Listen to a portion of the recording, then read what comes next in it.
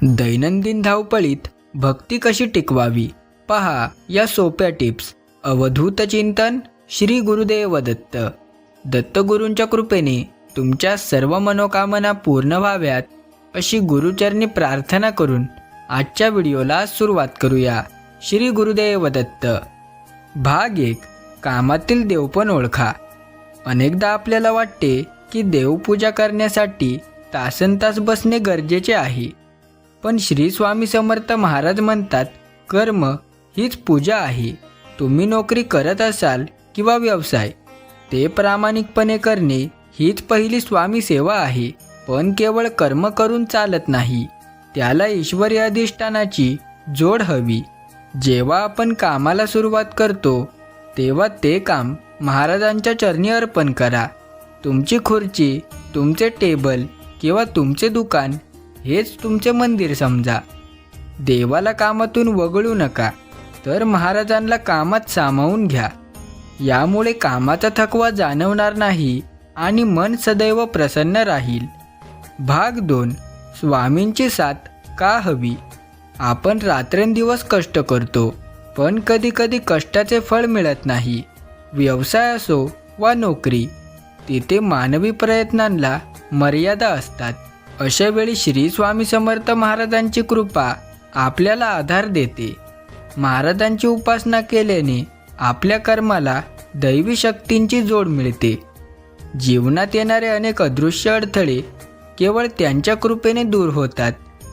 आपण कितीही हुशार असलो तरी नशिबाचे खेळ बदलण्याची ताकद फक्त समर्थांमध्ये आहे. म्हणून आपल्या कष्टाला यशाचे शिखर चढवण्यासाठी स्वामींची साथ असणे अत्यंत आवश्यक आहे, ज्यामुळे आपला प्रगतीचा मार्ग सुकर होतो. भाग 3. संकटकाळी स्वामींची ढाल. व्यवसायात चढ उतार येतात आणि नोकरीत ताणतणाव असतो. जेव्हा आपण श्री स्वामी समर्थांची भक्ती करतो तेव्हा महाराज आपली संकटे पूर्णपणे टाळत नाही, तर ती झेलण्याची अफाट ताकद देतात.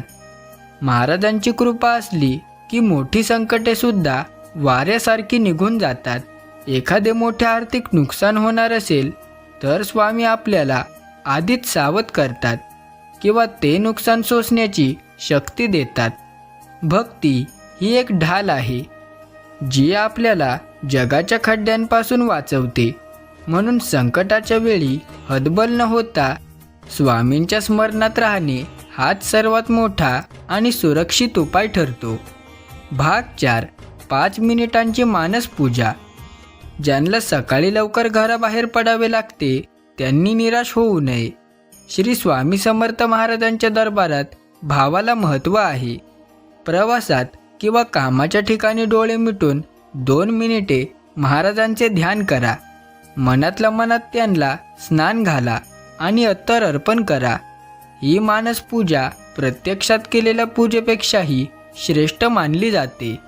महाराजांना सोन्याचे दागिने नकोत, तर तुमचा शुद्ध भाव हवा असतो. कामाच्या टेबलावर बसण्यापूर्वी फक्त श्री स्वामी समर्थ म्हणा. तुमची त्या दिवसाची हजेरी देवाच्या दरबारात लागलेली असते. ही साधी कृती आयुष्यात मोठे चमत्कार घडवून आणते. भाग 5. नामस्मरणाचे अखंड कवच. भक्ती करण्यासाठी मांडी घालून तासनतास बसण्याची गरज नाही. तुम्ही गाडी चालवत असाल, फाईल्स चेक करत असाल किंवा ग्राहकांशी बोलत असाल, तरी अंतर्मनात श्री स्वामी समर्थांचे नामस्मरण चालू राहू शकते. श्री स्वामी समर्थ हा जप मनाला शांत ठेवतो. हे नामस्मरण एक असे कवच आहे जे बाहेरील नकारात्मक ऊर्जेला तुमच्यापर्यंत पोहोचू देत नाही. व्यवसायातील स्पर्धा आणि ईर्ष्या यांपासून वाचवण्यासाठी नामस्मरण हा सर्वात सोपा मार्ग आहे. जितके जास्त नामस्मरण तितकी महाराजांची जवळीक निर्माण होते आणि सर्वात कठीण प्रसंगातही तुमचे चित्त स्थिर राहण्यास मदत होते. भाग 6. व्यवसायात नीतिमत्ता आणि भक्ती. व्यवसाय करताना अनेकदा जडतोड करावी लागते, पण श्री स्वामी समर्थ महाराजांचा आशीर्वाद अशाच व्यक्तीला मिळतो जो नीतीने वागतो. भक्ती आपल्याला योग्य आणि अयोग्य यातील फरक समजावून सांगते. जेव्हा तुम्ही महाराजांचे स्मरण करून व्यापार करता तेव्हा तुम्ही कोणाचीही फसवणूक करत नाही. ही प्रामाणिकताच तुमच्या व्यवसायाची कीर्ती वाढवते. स्वामींची कृपा असेल तर ग्राहक स्वतःहून तुमच्याकडे आकर्षित होतात. श्रद्धेने केलेले कर्म कधीच वाया जात नाही. म्हणूनच व्यवसायात खरी प्रगती हवी असेल तर नीतिमत्तेसोबतच स्वामींची कास धरणे हाच यशाचा खरा आणि एकमेव मंत्र आहे. भाग 7. अडथळ्यांचे निवारण. आपल्या कामात अनेकदा विनाकारण अडथळे येतात. कधी फाईल अडकते तर कधी दिलेले पैसे वेळेवर मिळत नाही. हे अडथळे दूर करण्याची शक्ती श्री स्वामी समर्थांच्या उपासनेत आहे. दररोज घराबाहेर पडताना महाराजांना नमस्कार करून स्वामी माझ्यासोबत चला अशी विनंती करा. महाराज जेव्हा तुमच्यासोबत असतात तेव्हा कठीण कामेसुद्धा अगदी सोपी होतात. जे काम महिनाभर रखडलेले असते ते एका दिवसात मार्गी लागते. हा अनुभव अनेक भक्तांना आलेला आहे. स्वामी भक्ती ही एक सकारात्मक ऊर्जा आहे जी तुमच्या मार्गातील काटे दूर करून यशाची फुले पसरवते. भाग 8. कामाचा ताण आणि मानसिक शांती. आजच्या धावपळीच्या जगात स्ट्रेस ही सर्वात मोठी समस्या आहे. काम तर करायला हवे पण त्या ताणाखाली दाबून जाणे चुकीचे आहे. श्री स्वामी समर्थ महाराज म्हणतात, भिवू नकोस, मी तुझ्या पाठीशी आहे. हे एक वाक्य कोणत्याही औषधापेक्षा मोठे आहे. जेव्हा तुम्ही कामाच्या दरम्यान थकलेले असता तेव्हा फक्त 1 मिनिट महाराजांच्या प्रतिमेचे स्मरण करा. तुम्हाला जाणवेल की एक नवीन ऊर्जा तुमच्या शरीरात संचारते. स्वामी भक्ती तुम्हाला मानसिक स्थिरता देते, ज्यामुळे तुम्ही कठीण निर्णय शांत डोक्याने घेऊ शकता. शांत मन हीच यशाची गुरुकिल्ली आहे. भाग 9. कुटुंबाचे रक्षण आणि स्वामी कृपा. आपण जे काही कमवतो ते कुटुंबासाठी, पण कुटुंबात सुख शांती नसेल तर त्या पैशाचा उपयोग काय? श्री स्वामी समर्थांची उपासना केल्याने केवळ तुमच्या कामातच नाही तर तुमच्या घरातही समृद्धी येते. जेव्हा तुम्ही कामासाठी घराबाहेर असता तेव्हा स्वामी महाराज तुमच्या कुटुंबाचे रक्षण करत असतात. मुलांचे शिक्षण असो वा आरोग्य, महाराजांची कृपा सर्वत्र ढाल बनून उभी राहते.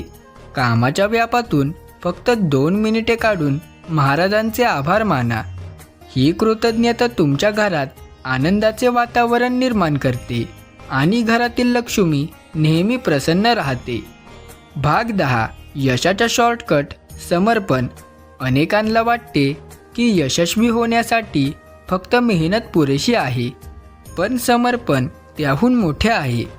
आपले प्रत्येक यश श्री स्वामी समर्थांच्या चरणी अर्पण करा. हे मी नाही तर माझ्या स्वामींनी केले आहे. हा भाव आला की अहंकार गळतो. जिथे अहंकार नसतो तिथे महाराजांचा वास असतो.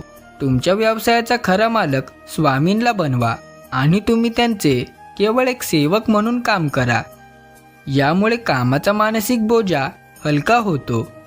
जेव्हा सर्व जबाबदारी आपण स्वामींवर सोपवतो तेव्हा यश निश्चित असते. हाच तो मार्ग आहे जो स्वामींनी आपल्याला सुचवला आहे. भाग 11. आजपासूनच सुरुवात करा. कामाच्या धावपळीत भक्ती विसरू नका, कारण भक्तीच तुम्हाला धावण्याचे बळ देते. काम करणे हा तुमचा धर्म आहे, पण स्वामींची उपासना ही तुमची शक्ती आहे. आजपासूनच ठरवा, कामाला जाण्यापूर्वी 1 मिनिट आणि काम संपल्यावर 1 मिनिट श्री स्वामी समर्थांचे आभार मानाल. महाराज सदैव तुमच्यासोबत आहेत, तुमच्या पाठीशी आहेत. त्यांच्या कृपेने तुमची सर्व संकटे सावरली जातील आणि आयुष्यात सुखाचा सूर्योदय होईल. लक्षात ठेवा, स्वामी तुमच्या वेळेचे भुकेले नाहीत, ते फक्त तुमच्या प्रेमाचे आणि अढळ श्रद्धेचे भुकेले आहेत. श्री स्वामी समर्थ.